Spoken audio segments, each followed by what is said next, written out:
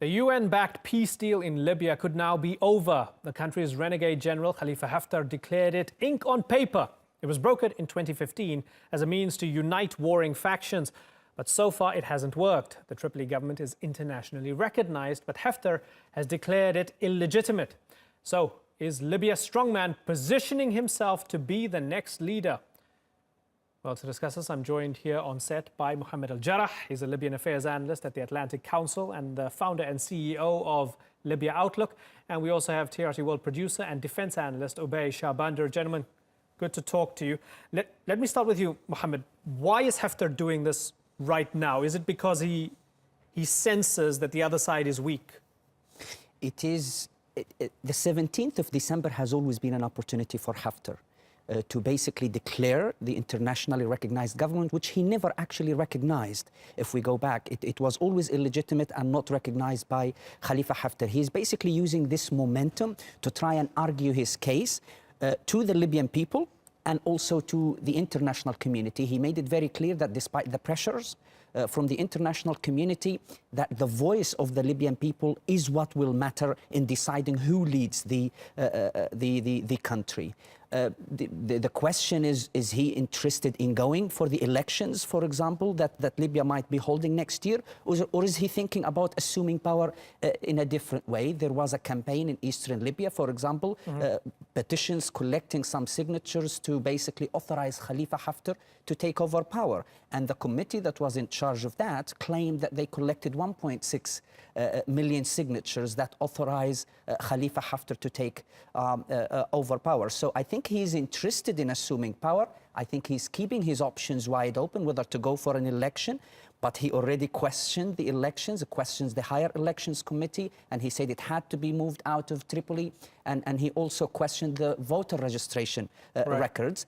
But at the same time, on the ground in Tobruk and in eastern Libya, there has been some campaigning on the ground that he might be interested in assuming power in an undemocratic way. It's also an option. Yeah, interesting times. Now, Obey, if you're the UN and you cobbled together this agreement between the two sides 2 years ago, and you also throw your backing behind one guy in Tripoli, Siraj, and now the other guy who might well have more military power on the ground says, I don't recognize any of this. Are you freaking out right now?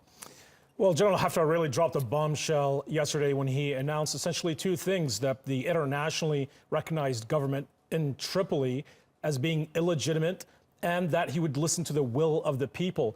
So essentially declaring the UN, this 2-year UN process to bring both warring factions together to unify the government under a unified accord. General Haftar rejected that outright and rejected essentially the work of the UN mission to Libya. So it's clear that Haftar is doing, one thing here, and he's positioning himself to become potentially the next leader of Libya. He's got, as you said, a strong army. Many call it a militia. He calls it the Libyan National Army. They've been fighting the Islamists. They've been fighting the extremists. Haftar claims that he's bringing law and order to parts of Libya that for years after the fall of Gaddafi had seen nothing but chaos and destruction. He could potentially be the next savior of Libya. At least that's how he wants the Libyan people to view himself. Yeah, well, the ironic twist being that you need someone who's a bit like Gaddafi in order to bring back some sort of stability, according to some, right? But then others would consider that completely insane. All that effort and trouble in 2011 to get rid of Gaddafi. Mohammed, remind us, because we say internationally recognized government of Siraj, and clearly the bulk of the international community supports his government. But Haftar is not just himself and his army. Remind us of who also supports Haftar and are against the UN's candidate. First of all, being internationally recognized government through a UN Council resolution, it does not mean automatically that you are legitimate or recognized in Libya. Since 2015, the Government of National Accord struggled to get the vote of confidence from the internationally recognized House of Parliament, which is also in Tobruk. And the head or the president of the parliament, Aguila Saleh, supported Khalifa Haftar and brought him to where he is today, promoting him, naming him as the commander, the general commander of the army, etc. But also there is a coalition of eastern tribes that support Khalifa Haftar. Externally speaking, also there is Egypt, the UAE, despite the fact that they pay lip service to the UN process and to the fact that Sarraj is recognized, but they continue to support the Libyan National Army and its leader as the legitimate military entity that is recognized by the House of Representatives in the East. Whilst in Tripoli, you have the Government of National Accord that's supposedly legitimate, controls Libya's central bank and also the oil revenues and so on. But when it comes to military power on the ground, that government relies on a very fragile coalition of militias that are in and around in Tripoli. Recently, they have been gaining some momentum in Tripoli, but I question that it would be enough for them to actually establish some legitimate use over the use of force, even in areas that are under their control. And recently we have been discussing, for example, the issue of slaves auctions and criminal networks that are operating in areas under the control of the Government of National Accord, which is an indication of how weak this internationally recognized government and also the troubles that it keeps facing in Libya day after day. Okay, so you have a broken government on the one hand. And let me ask you again, Mohammed, broken government on the one hand, clearly they're not able to keep this place running properly. They'll say we inherited a big mess. But on the other hand, you have a man whose army is accused of all manner of atrocities as well, executing civilians, for example. So he might oust Daesh in a town or a city. He might get rid of an extremist group. But they're doing terribly unspeakable things as well. And he's not democratically elected. Is the international community faced with a kind of false dichotomy here? Who do you choose? There is definitely a false dichotomy here. And I don't think it's helpful to try and choose either between Khalifa Haftar or the weak government that opposes him or that he opposes. And yes, absolutely, the Libyan National Army, its leadership and some of its members have been accused of human rights abuses. And the International Criminal Court issued an arrest warrant against Mahmoud al-Warfali, for example, who has been accused of summary executions of some alleged Daesh fighters.